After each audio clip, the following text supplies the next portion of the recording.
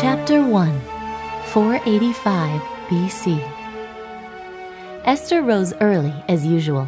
She dressed in her brown robe and overtunic, fitted her veil over her long black hair, and went out to the courtyard behind her uncle's house to begin making the day's bread.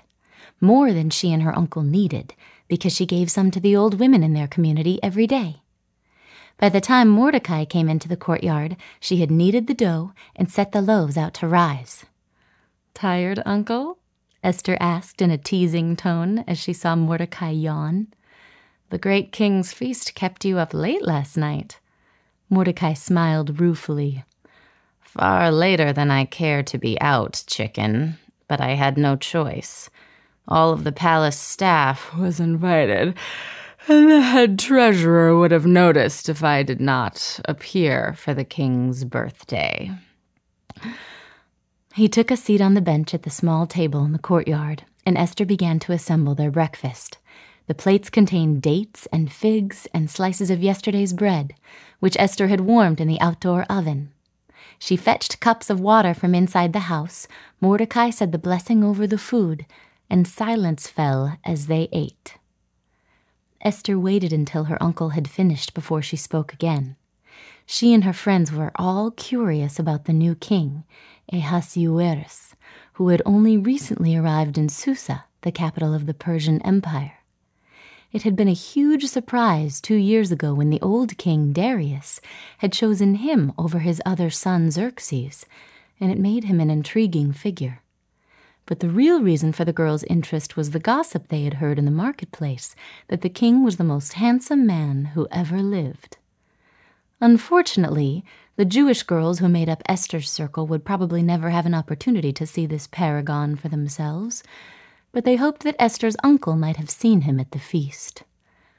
"Did you get to see the king, Uncle?" Mordecai pushed his plate a little away from him.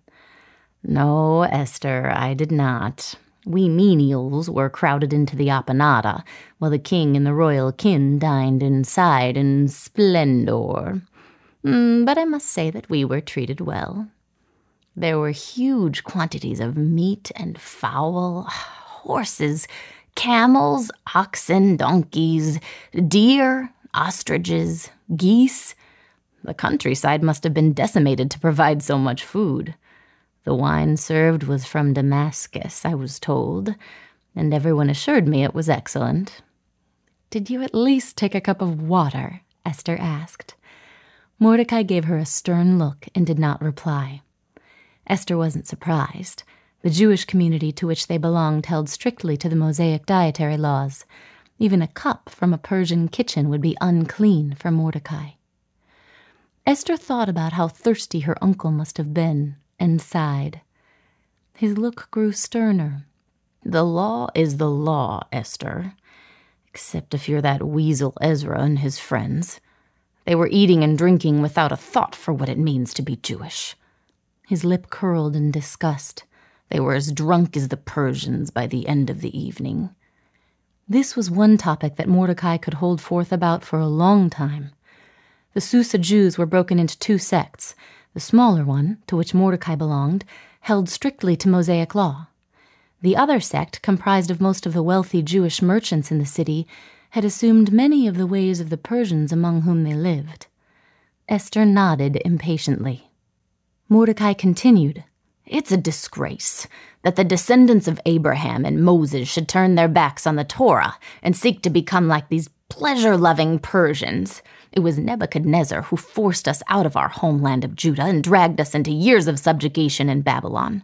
Now these traitor Jews seek to imitate the very people who enslaved us? Bah! It is disgusting." Esther tried her best to cheer him. "You taught me the scriptures, so I know that such a thing has happened many times before and we always survived. We are God's chosen people, Uncle. No matter how many may turn away from the covenant, we will always triumph in the end." He grunted, looking only slightly mollified. Esther attempted to steer the conversation back to their original topic. "Even if you didn't get to see the king last night, I'm sure you will see him soon. After all, you work right there in the palace. Then he is going to reside in Susa now, isn't he?